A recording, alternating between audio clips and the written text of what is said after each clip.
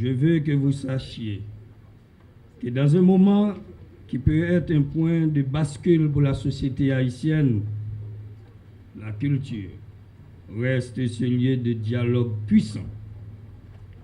La création demeure cet espace de partage, d'échange et surtout la matière première permettant d'instituer une vraie économie culturelle.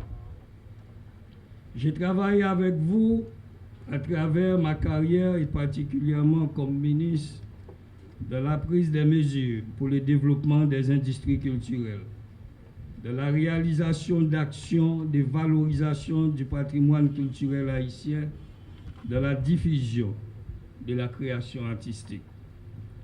On peut citer le protocole d'accord avec l'Organisation internationale de la francophonie pour la mise en place d'un plan pour le développement des industries culturelles en Haïti. Nous vivons aujourd'hui dans un monde où la culture fait la force des nations. Haïti est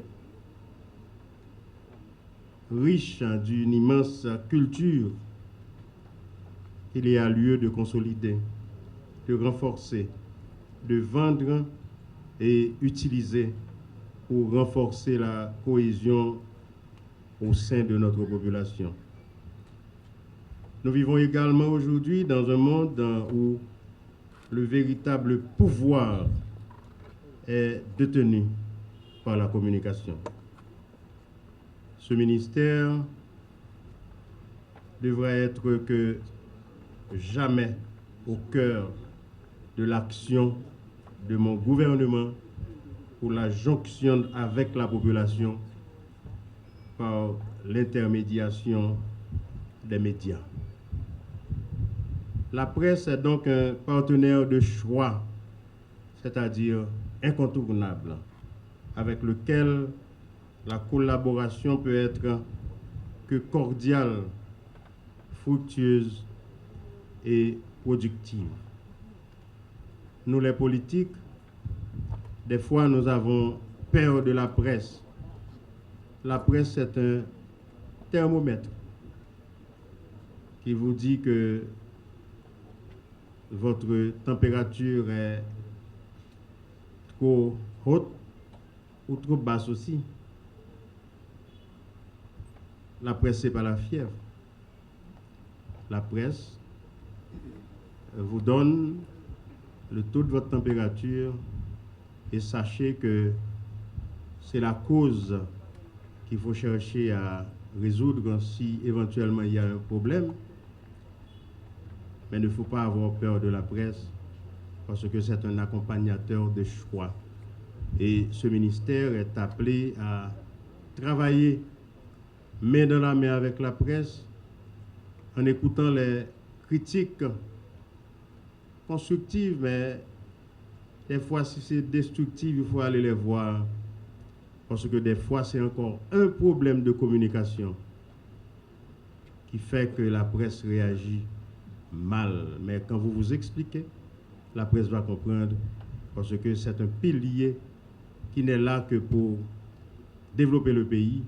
Et franchement, n'était-ce pas la presse, Haïti par contre côté le tapis, je dis. Félicitations pour vous, la presse.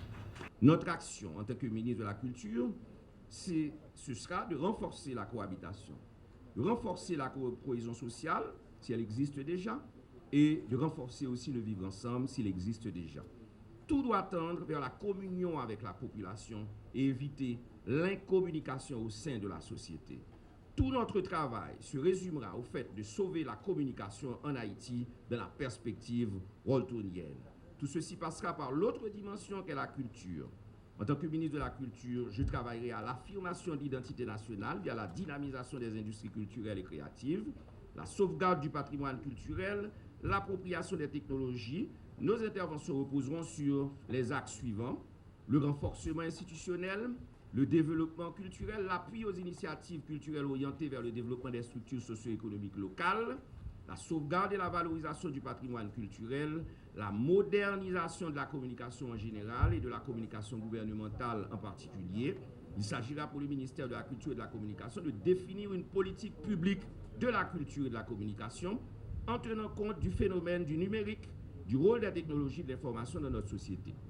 Il s'agira aussi de réorienter les médias d'État vers une mission de service public.